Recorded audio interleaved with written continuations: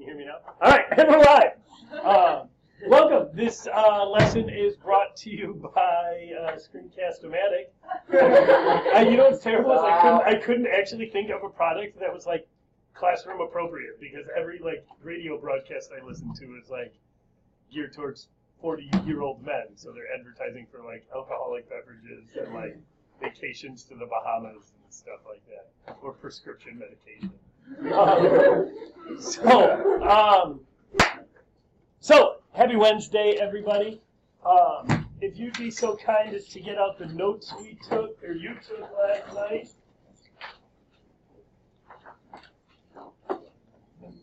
So we're going to have a couple revolutions today. But before we do that, I'd like you to see the people. Because we're going to look at quite a few political cartoons this unit. And once again, you got to know what the people really look like to be able to understand the political cartoon. So there's the Tsar. We've seen him a couple times. Yeah. I've never heard that before. I don't know. I'm really not sure. Why would it matter? Yeah, but they don't do that in political cartoons. What is true about Stalin is that he didn't look like this. Every picture you see of him has been touched up. Every photograph you've seen of him has been touched up. He was actually very scarred by smallpox as a child. But they don't put that in the pictures. So here's the Tsar. We've seen him before. You can usually tell him from the neat and snappy facial hair. He's almost always in a military uniform, especially from this point on. Here's his family. They're not usually in political cartoons. But then, once again, there's Anastasia and Alexei. They play a role in this story. Moving on. Here's Lenin. Lenin. Oh, my goodness. I almost forgot. Show it to the camera. Look at Lenin, prematurely bald, always the really snappy goatee, a lot of times shown wearing a hat. Famous quote from Lenin, or I think one of his most telling: "Freedom in a capitalist society always remains about the same as it was in ancient Greek republic. Freedom for slave owners." Take a moment and talk about what Lenin is saying there in that quote. Go ahead.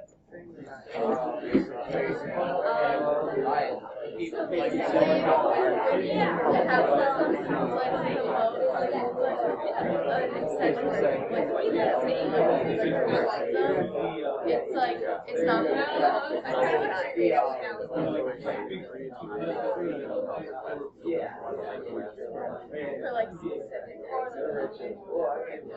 Then our next dude, Leon Trotsky, one of the most misunderstood of the revolution, very fascinating character. Bless you. Pretty skinny guy, always with the round, almost John Lennon-like glasses, the very pointy goatee, the mustache. You'll see him in a whole bunch of cartoons. Just a fascinating character. One of the few true intellectuals besides Lenin in this whole movement. The end may justify the means, as long as there is something that justifies the end. Very like Marxist, very romantic, and also obviously whenever you say the ends may justify the means, also potential for violence. So there's a lot wrapped up in there. And then Joseph Stalin. Hey, by the way, you know none of these are their real names, right? V.I. Lenin, Trotsky, Stalin. None of those are real names. They're nom de guerre. It became like a cool thing, like because you get arrested and then you want to sneak back into the country after you were exiled, so you change your name and all these guys, and then it like became a thing. Like if you were a Bolshevik, like you wanted a nom de guerre, like you didn't go by your actual name. So like Stalin means hammer or something like that. But yeah, so anyway, so it was like a cool club where they all had nicknames and stuff like that. So Stalin's always the mustache. The mustache actually has 1.5 million confirmed kills itself, just the mustache. And then usually depicted as an imposing figure. He wasn't actually physically large, but his presence was very big. And then this is just a very telling quote, I feel like, from him. Ideas are more powerful than guns. We would not let our enemies have guns. Why would we let them have ideas? And I think just a very telling quote there. All right, so the first conversation I want you to have based on, what's that? Oh, gee. Your head was cut off. You never know I'm going to be there. This is why I can't have nice things. Take a moment and talk with your partner about what you read last night. What I want you to really focus on just for a minute, because a lot of us know at least part of the story of the Russian Revolution, like to kind of get ideas about it. What surprised you about what you read last night? What jumped out at you? What were you like, whoa, I didn't know that was a thing? So take like about 1 minute and have that conversation. So I think it was somewhere near the end, but I don't really remember. It said that the Bolsheviks were like the top class and like disciplined and revolutionary, and I knew that, but then it said that like it wasn't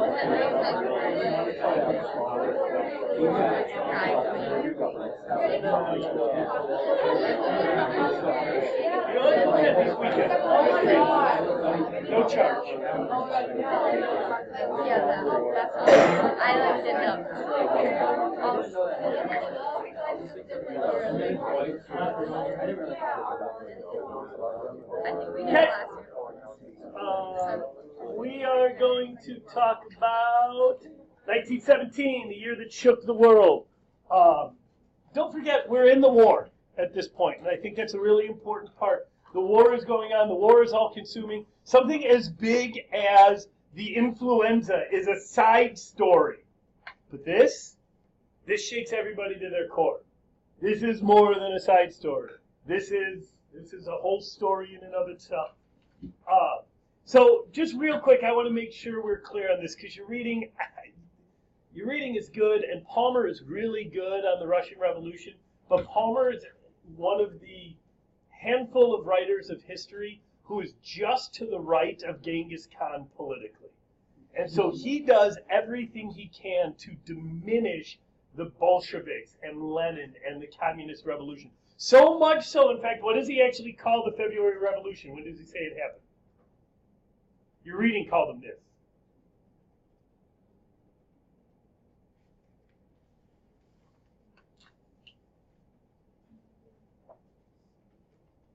We'll get back to that if he didn't jump out at you.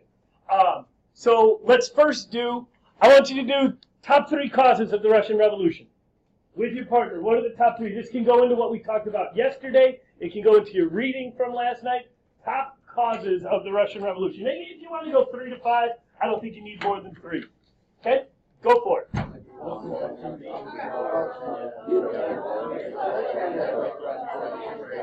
Definitely, yeah. Why don't you have notes, Wanda? Like the peasants were like they weren't like revolutionary, so like everyone's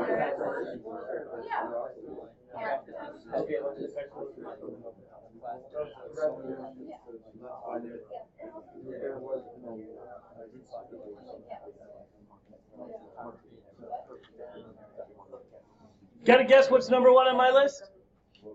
World War I. That's number 1 on my list. Anybody got a guess what's number 2 on my list?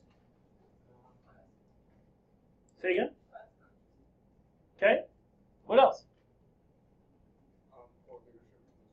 Okay. What else? Other guesses? What's number 2 on my list? Say again? What about them? Okay. Are we going minimalist? That would have been better. I cheated with my second reason. I said long-term trends. Because I think that encapsulates a lot of what you guys talked about. So now I want to talk about what your reading called these revolutions, and I think it goes a long way to describe this. When did the first revolution happen that we're going to talk about today? The first one we're going to talk about today. February 1917. Hold on. It was only February in Russia. Because Russia was still on the Julian calendar, which the rest of the world had moved away from 400 years earlier. The rest of the world, it was March. So you know how we talk about Russia being backwards? They were literally behind. They were 12 days behind the rest of the world because they were still using this ancient calendar. And we're like, well, we're not changing to no new fancy calendar. I don't know why the Russians just got a southern accent, but they did. Okay? By the way, when the Bolsheviks come in, one of the first things they do is they move Russia forward to the Gregorian calendar. Russia skips 12 days in 1917 to move up. All right? What can you compare this to? What's an amazing synthesis? Starts with an F, ends in a wrench, evolution. Remember when they adjusted the calendar to meet the reality? They de-Christianized the calendar. All right, let's get into, this is supposed to be the next slide. So Lenin has a party called the Bolsheviks, bless you. There's also a party that's at the time actually more significant in Russia, the Mensheviks, and your reading did a good job contrasting these two groups. I want you to talk with your partner about the difference between Lenin's Bolshevik party and the Menshevik party. Go ahead.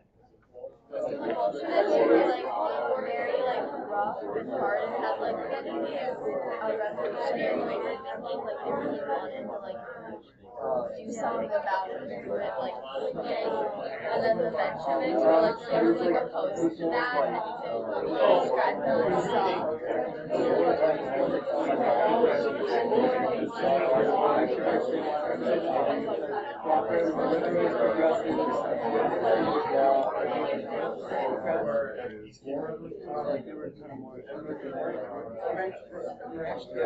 It's not like that dramatic. I think I just built it up too much.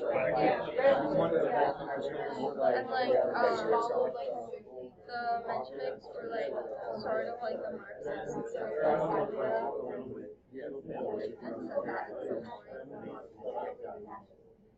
What's the Bolshevik Party? What's one of the big things that differentiates it from the Mensheviks? It's exclusive. Well, not upper class. It's exclusive. Like, to become a member of the Bolshevik Party was like a thing. Like, you had to be brought in.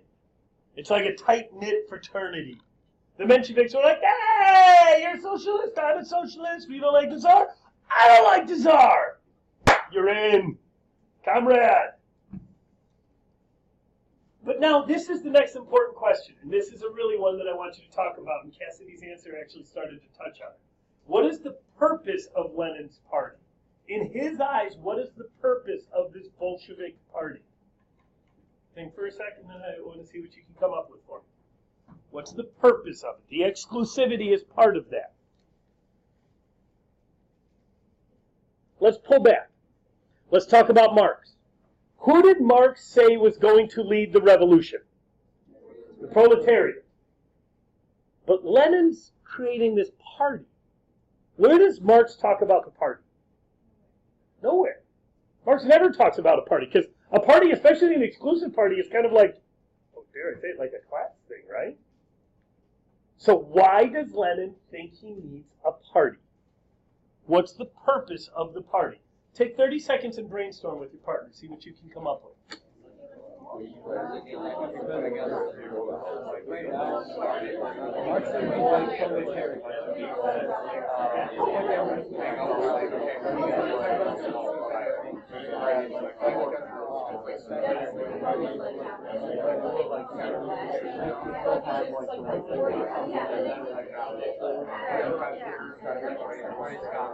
Maybe also because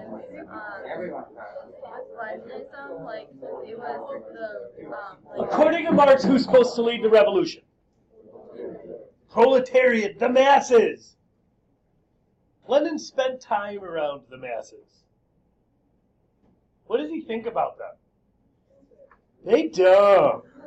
He's talking to them about Marx, and then he looks over, and there's one proletariat, one worker, gnawing on a wrench. He's like, and it's like, are you even paying attention? He's like, sorry. Right? He doesn't think these proletariat could think themselves out of a wet paper bag. So what do they need? leadership. They need guidance. They need a vanguard is the word that Lenin uses a lot. That's like the frontline soldiers. They need experts, not wrench eaters. And it's like, no, seriously, stop. I'm still talking. All right. Sorry. The vanguard, the party. Lenin wrote about this in his book, The State and Revolution. He essentially says, he's like, look, Marx was great. Marx was wonderful. We're going to bring Marx. But these people are dumb. Like, they are stupid, and they need leadership. They need experts. And to Lenin, that's what the party is. The party is and will remain, just like Cassidy said, exclusive. It is only for experts. That's a really important part of the conversation for the Russian Revolution and the Communist Party moving forward.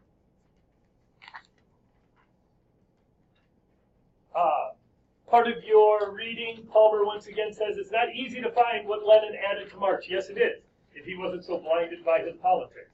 Lenin created the Communist Party, and this idea of the Communist Party. So Lenin was a convert. He discovered Marxism. He did not invent it. Well, of course not, because who invented Marxism? Marx. What we call Lenin's version of Marxism, what we call what he described in this book with the Vanguard Party, we call it Leninism. Because it's different than Marxism. It is. And he knew it was. The problem with Marxism is it's a very theoretical book. Here, Lenin's trying to put that into practice. And keep in mind the bell ringer we did yesterday. He's also trying to put it into practice in a country that's not ready for a Marxist revolution. So they really need this leadership. All right.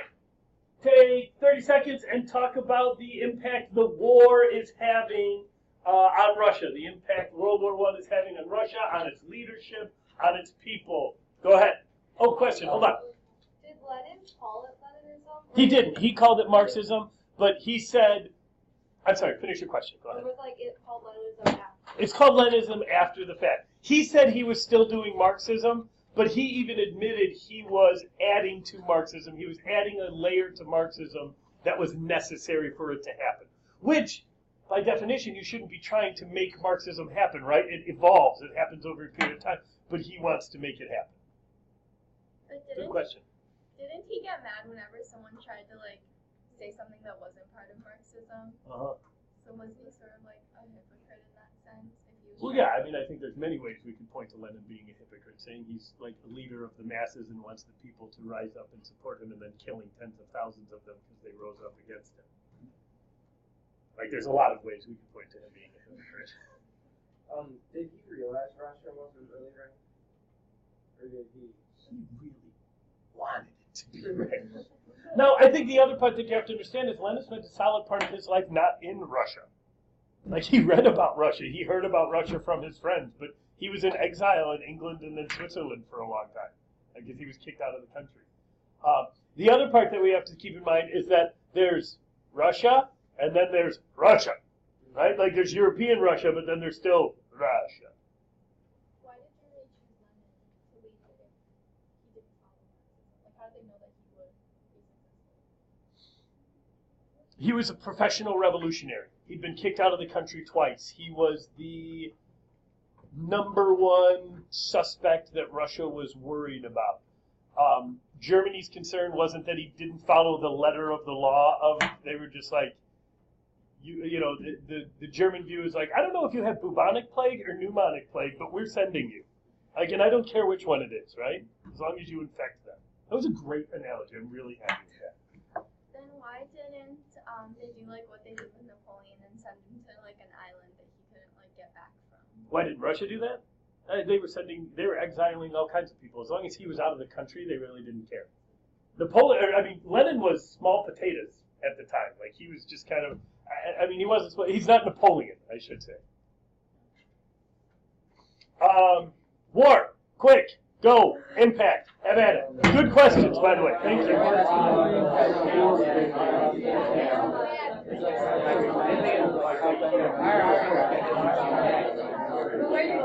And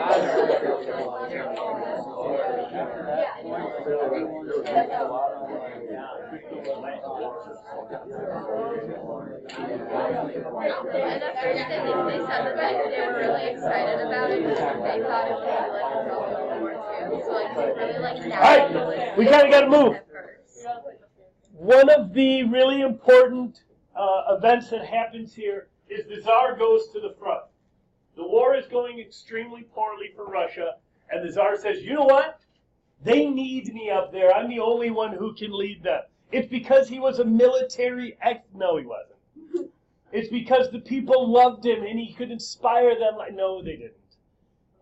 His own mind thought it was the only way he could do this, the only way Russia could win. The problem with this is as soon as he goes to the front, every dead Russian and every military failure becomes whose fault? His. Before, from the comfort of St. Petersburg, he could at least say, like, man, my generals are terrible. Now it's on him. The other problem is when the absolute monarch of a country leaves the government and goes to the front, who's leading the show back home? That's pretty much the problem. There's a power vacuum. Okay? Technically, his wife was in charge, but we're talking about a very patriarchal society. And also his wife was not the sharpest tool in the shed. They were being unduly influenced by a unique religious figure by the name of Rasputin, which is him here, and here he is with the royal family. We'll talk more about Rasputin later. Don't worry, we'll get all the good stories and we'll kill him 9 times and stuff like that, just not today. Suffice to say, he was exerting undue influence on the Tsarina. There was even rumors of an affair, which is where this extraordinarily creepy political cartoon comes from. Most likely untrue. I've read the letters. She had kind of like a little schoolgirl crush on him because he was like a weird, like bad boy. But she was devoted to her husband. Anyway, so there's a power vacuum at home. There's this weird, creepy monk who's exerting undue influence. Basically, things just look bad. That brings us to International Women's Day, March 8th, which inconveniently is in February in Russia at this point. But they are leading a march. Women are leading a bread march that brings down a monarch. French Revolution, right? Very similar. The demonstrations that ultimately lead to the February Revolution start with the Women's Bread March. That's an actual photograph of it. I just found it recently. That's why it's not in yours. Sorry. Yeah. I say recently. I think it was June.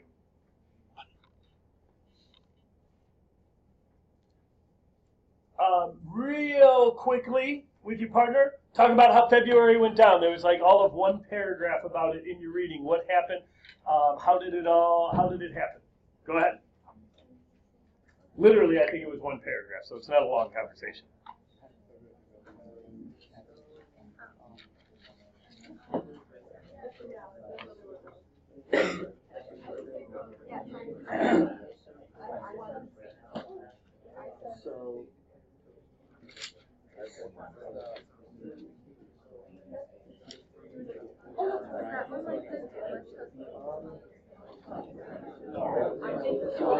Okay, stop. Now you're starting to get into afterwards. I could tell because your volume was rising because there was more to talk about. Okay? The Tsar abdicates. The Tsar steps down. He actually thought maybe if he just stepped down that there would still be able to be a Tsar that his brother or his son could take over. He thought the problem people had was with him. He didn't really realize that the problem they had was with the whole institution. This is the actual letter, by the way, of him abdicating, which I just think is cool. So, the Tsar steps down. The Tsar abdicates. We then get a situation where we have power sharing in Russia. You have the government with the Duma. That is the Provisional Government. That's a term you must know. It's just a fancy term for a temporary government. Provisional Government. They're running the Duma.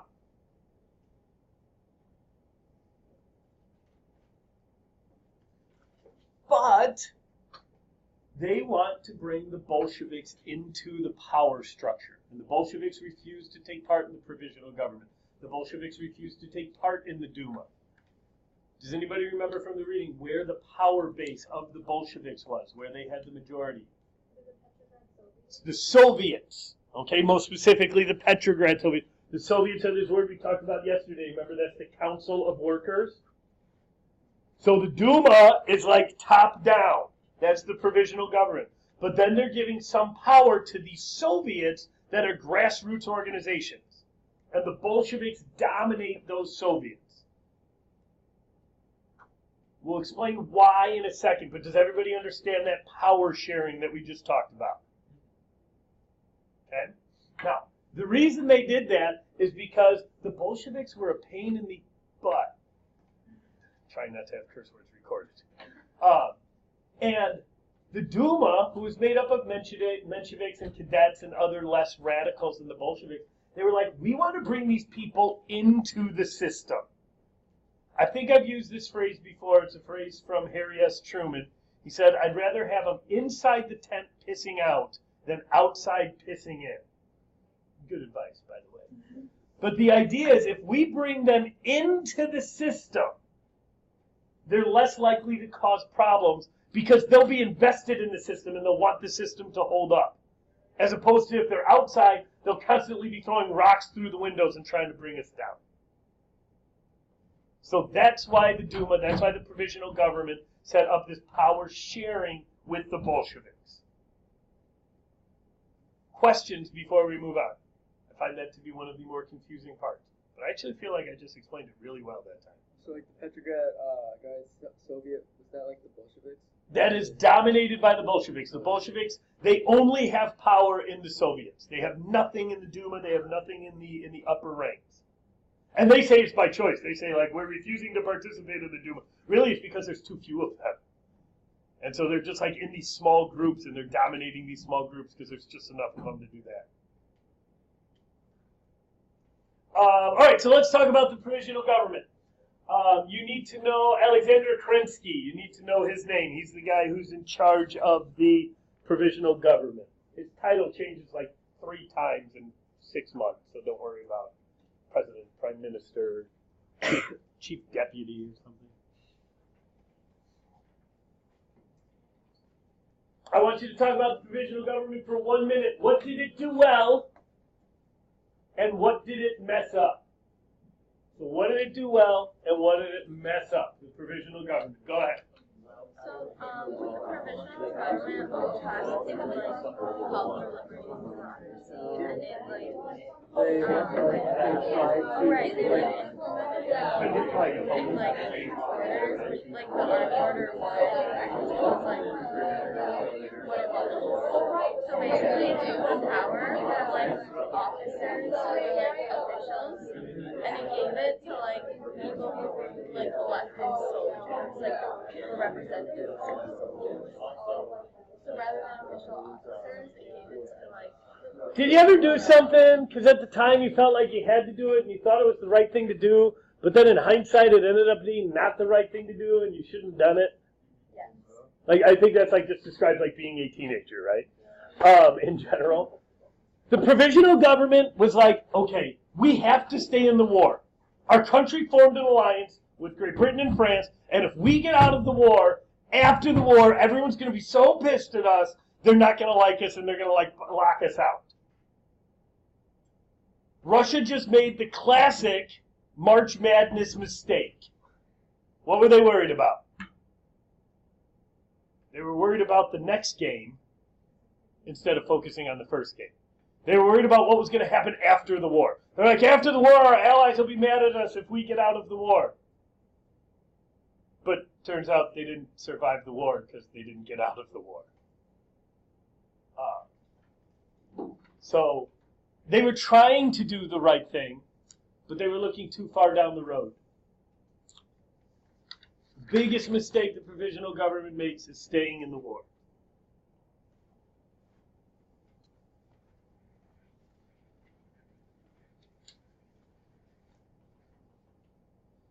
All right, so now in comes Lenin.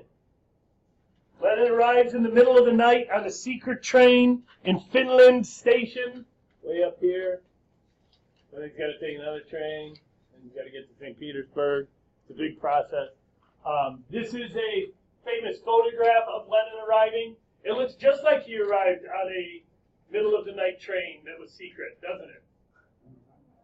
Photo's doctored. It didn't look anything like that. But that's an actual photograph. It's just doctored. Most people are really good at that. We'll take a look at that on our propaganda day. This is the actual train that he came in on. It's disconcerting, isn't it? You're like, wait, Dad, Photoshop back then? Yeah. They're going to make people disappear. So Lenin arrives, and Lenin essentially looks at the situation, and he's like, okay, the Soviets, they have power. The Soviets are with my Bolsheviks. They have this power. We've got to use this, and we've got to go. It's time for a revolution. And they start using their propaganda incredibly effective. And like I said, we're going to spend an entire day talking about the Bolshevik propaganda. Their most famous phrases, they use slogans, which are incredibly effective, brief, verbal statements that people can remember and get across a very specific message. All power to the Soviets. It's kind of, right? Pretty clear. Like the Duma sucks, give the power to these people. That's who deserves it. End the war now. That's pretty self-explanatory. But by far the most famous of the Bolshevik sayings, peace, land, bread.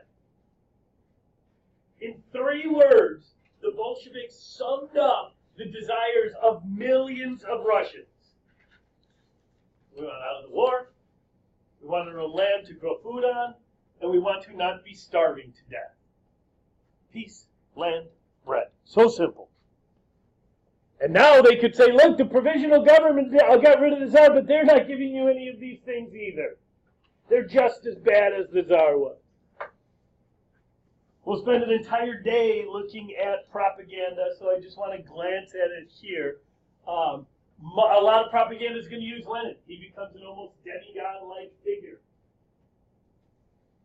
The symbols of the Soviet Union, the hammer and the sickle, this is one of the earliest representations of it in their propaganda, represents who? Workers and the farmers, workers and the peasants. Okay, that's why we see them everywhere. And then this is showing a sailor. There's obviously going to be a lot of military themes in here in their propaganda as well. But again, we'll spend an entire day on it. This is just a little foreshadowing. So Lenin essentially says, we've now gone through the capitalist stage, starting in February, and then in October he's like, we've gone through the capitalist stage. It's time for a proletariat revolution. He might be jumping the gun a little bit there. Like, those 6 months of capitalism, that's good. We now have class consciousness. We're now ready. And he would argue that Russia was in an imperialistic war right now, was what he argued. And so, basically what we see is the people supporting the provisional government just kept disappearing. Not like that. Not like in a weird way. Like, there was no strong feelings for the provisional government. There was no strong support for the provisional government. Especially as the war kept going bad, soldiers were deserting, workers were striking. No. We'll get there. Don't worry. Stalin will do that to people in just a couple days. Yes, they will be liquidated. Sorry. They were leaving. There wasn't very much support for the provisional government at this point. And the Bolsheviks decide this is their time to strike. And so they start taking important government buildings. They start taking the newspaper building, a radio building. They start working their way around the city. Until the final building that is in the possession of the provisional government is the Winter Palace. Okay? And they dramatically storm the Winter Palace. Here is them storming. These are paintings of them storming. And they go in and they have to fight their way in. But there wasn't a lot of people to fight, but there were some people to fight. And then when they get in, the only people that were left defending the provisional government were a battalion of women soldiers. And the provisional government just gave up and the Bolsheviks take control. It's not how it happened. That's the story that they want you to believe. There's nobody really defending the Provisional Government anymore. Literally, the Bolsheviks walked into the Winter Palace and then spent the next 45 minutes running around the Winter Palace trying to find somebody to arrest. Like it was like Keystone Cops. Like people were going upstairs and downstairs and like, you with the Provisional? No, okay. But the Bolsheviks telling the story, it's a tough way to tell the story. Because if it's too easy to do, then it's not like a glorious revolution, right? But if it's too hard, that means that a lot of people supported the Provisional Government and it wasn't a revolution of the masses. So like, which story are you going to tell? So they like kind of split the difference. They're like, it was just women soldiers who were left. So like, there was people supporting them, but it was, you know, just. And so it's a tough story to tell. Now, one of the key things in your reading did mention this, and I know I'm going really fast now. Your reading lists 3 reasons why the Bolshevik won. Their leadership is definitely the key. I think the biggest one, though, is they had the support of the army and the workers.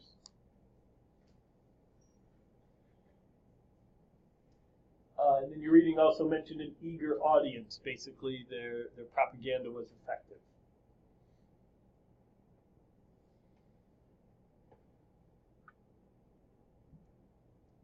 But then here's the last conversation we're going to have, and this is going to connect into what we're talking about the next few days.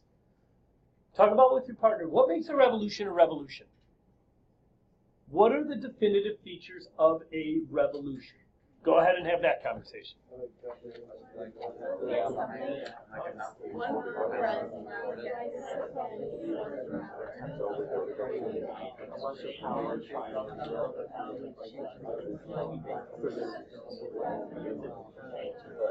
Let me add a layer to the conversation. Was Napoleon coming to power a revolution?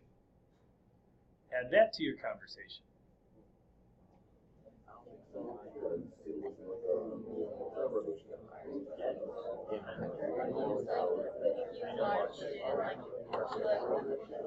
What's the term we use to describe Napoleon's takeover? A coup. So, the last layer of this conversation, what's the difference between a revolution and a coup? Have that conversation.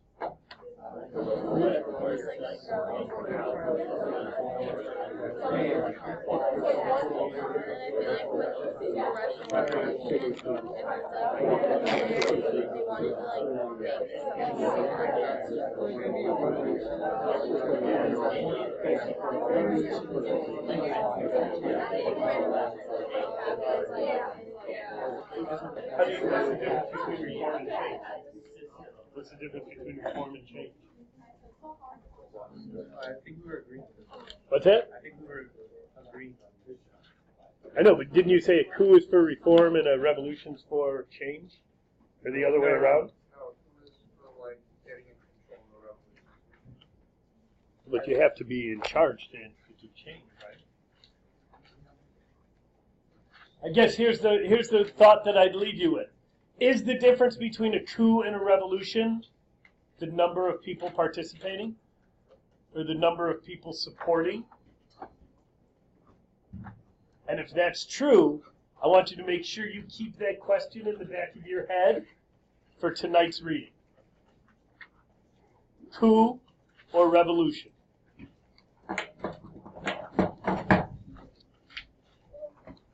Have a very good day, ladies and gents. Once again, like I said yesterday, be good to each other today. It's going to be a stressful day. Or has the potential to be, I guess. And also, if anybody knows anybody who has one of those, never mind. Have a good day. Never mind. Have a good day. Hasta la bye-bye. Watch the cord on your way out, guys. Oh, I guess I can undo it. I don't need it anymore. See ya. Everybody want to say goodbye? Bye, everybody.